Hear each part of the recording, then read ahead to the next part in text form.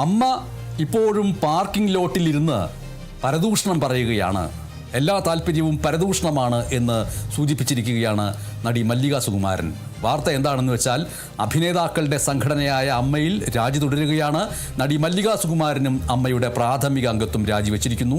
ഫേസ്ബുക്കിലൂടെയാണ് അമ്മയിൽ നിന്ന് സ്നേഹപൂർവ്വം പടിയിറങ്ങുന്ന കാര്യം താരം ഔദ്യോഗികമായി അറിയിച്ചത്.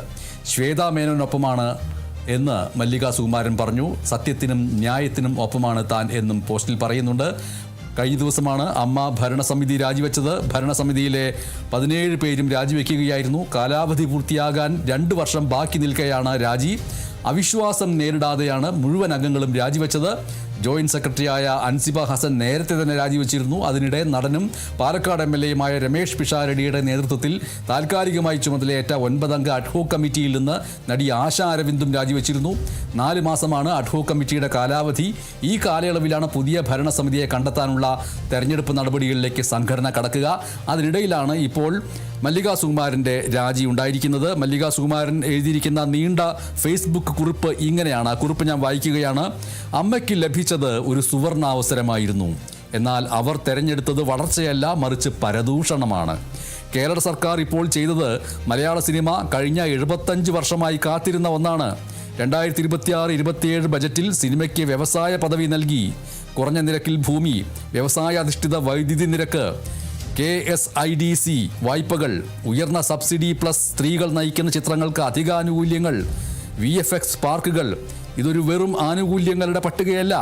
കേരളത്തെ ഒരു സമ്പൂർണ്ണ സിനിമാ ഹബ്ബാക്കി മാറ്റാനുള്ള ഒരു ബ്ലൂ പ്രിൻ്റാണ്, ഒരു രൂപരേഖയാണ് ഇത്.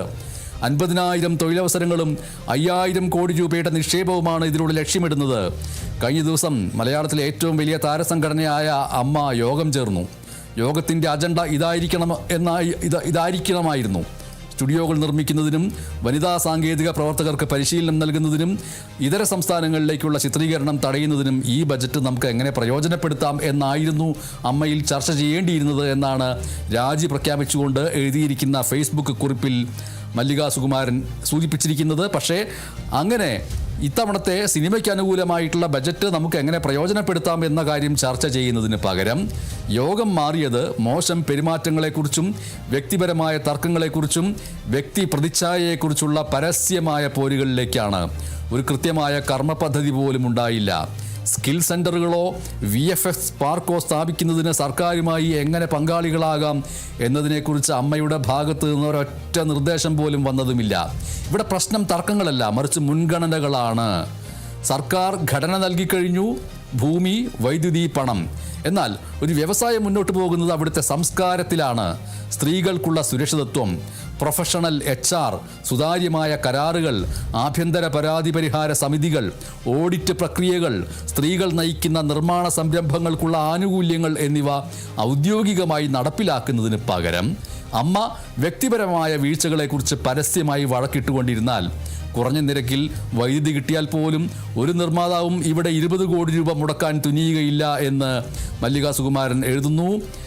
ഒപ്പം വലിയ താരങ്ങളുടെ ഭാഗത്തു നിന്നുള്ള മൗനം സമം സ്വാധീന ശക്തിയുടെ പാഴാക്കൽ എന്ന ഉപശീർഷകത്തിൽ മറ്റൊരു കുറിപ്പ് കൂടി മല്ലിക സുകുമാരൻ രാജി പ്രഖ്യാപിച്ചുകൊണ്ട് എഴുതിയിട്ടുണ്ട്. മോഹൻലാലും മമ്മൂട്ടിയും സംസാരിക്കുമ്പോൾ സർക്കാർ അത് കേൾക്കും. പുതിയ വ്യവസായ സബ്സിഡി ഉപയോഗിച്ച് വനിതാ എഡിറ്റർമാർക്കും VFX ആർട്ടിസ്റ്റുകൾക്കുമായി അമ്മ 1000 പേർക്ക് പരിശീലനം നൽകുന്ന കേന്ദ്രം ആരംഭിക്കും എന്ന് അവർ പറഞ്ഞിരുന്നെങ്കിൽ കിൻഫ്ര നാളെ തന്നെ ഭൂമി അനുവദിക്കുമായിരുന്നു. ഈ മൗനം കാരണം ഹൈദരാബാദിനോ ചെന്നൈക്കോ മുൻപിൽ നമുക്ക് ലഭിക്കേണ്ടിയിരുന്ന ആദ്യഘട്ട മേൽക്കൈ നഷ്ടപ്പെടുകയാണ് എന്ന് മല്ലിക സുകുമാരൻ പറയുന്നു. സ്ത്രീകൾക്ക് ലഭിക്കുന്നത് പ്രതീകാത്മകമായ പരിഗണന മാത്രമാണ്, കൃത്യമായ സംവിധാനങ്ങളല്ല എന്ന് കുറ്റപ്പെടുത്തുകയും ചെയ്യുന്നുണ്ട് മല്ലിക സുകുമാരൻ. ബജറ്റിൽ സ്ത്രീകൾ നയിക്കുന്ന സിനിമകൾക്ക് അധിക സബ്സിഡി പ്രഖ്യാപിച്ചത് വലിയൊരു കാര്യമാണ്. എന്നാൽ സിനിമയിലെ സ്ത്രീകൾക്ക് അമ്മയ്ക്കുള്ളിൽ അടിസ്ഥാനപരമായ അന്തസ്സിനായിട്ട് ഇപ്പോഴും പോരാടേണ്ടി വരുന്നു. നിങ്ങളുടെ സ്വന്തം സംഘടനയ്ക്കുള്ളിലെ ആഭ്യന്തര തർക്കങ്ങൾ വാർത്തകളിൽ നിറഞ്ഞു നിൽക്കുമ്പോൾ നിങ്ങൾക്ക് നെറ്റ്ഫ്ലിക്സിനോട് വന്ന് കേരളം വനിതാ ചലച്ചിത്ര പ്രവർത്തകർക്കുള്ള ഇടമാണ് എന്ന് വാദിക്കാനാകില്ല. വിശ്വാസ്യതയ്ക്കാണ് 1ാം സ്ഥാനം എന്ന് മല്ലിക സുകുമാരൻ എഴുതുന്നു.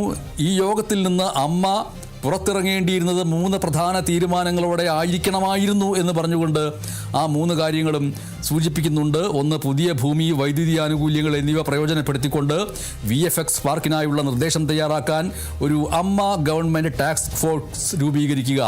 2, വനിതാ സിനിമാ സബ്സിഡി പ്രയോജനപ്പെടുത്തിക്കൊണ്ട് 2 വർഷത്തിനുള്ളിൽ 100 വനിതാ അസിസ്റ്റന്റ് ഡയറക്ടർമാരെയും ക്യാമറ വുമന്മാരെയും വാർത്തെടുക്കുക.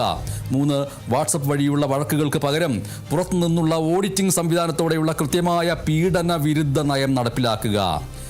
ഇത്രയും എഴുതിക്കൊണ്ട് മല്ലിക സുകുമാരൻ അവരുടെ ഫേസ്ബുക്ക് കുറിപ്പ് ചുരുക്കുന്നത് ഇങ്ങനെയാണ്: വ്യവസായ പദവി എന്നത് ഒരു ട്രോഫിയല്ല, അതൊരു ഉത്തരവാദിത്തമാണ്. ഭൂമിയും വായ്പകളും കൊണ്ട് മാത്രം സംസ്കാരം നന്നാകില്ല, അതിന് നേതൃത്വ ഗുണമുള്ളവർ തന്നെ വേണം. കേരളം സിനിമയ്ക്ക് ഫാക്ടറിയുടെ താക്കോൽ കൈമാറിക്കഴിഞ്ഞു, പക്ഷേ അമ്മ ഇപ്പോഴും പാർക്കിംഗ് ലോട്ടിലിരുന്ന് വഴക്കിടുകയാണ് എന്ന് പറഞ്ഞുകൊണ്ടാണ് ഈ കുറിപ്പ് മല്ലിക സുകുമാരൻ തൻ്റെ രാജി പ്രഖ്യാപിച്ചുകൊണ്ട് ഈ കുറിപ്പ് അവസാനിപ്പിച്ചിരിക്കുന്നത് എന്നത് വളരെ പ്രധാനപ്പെട്ട ഒരു കാര്യമായിട്ട് മനസ്സിലാക്കേണ്ടതുണ്ട്.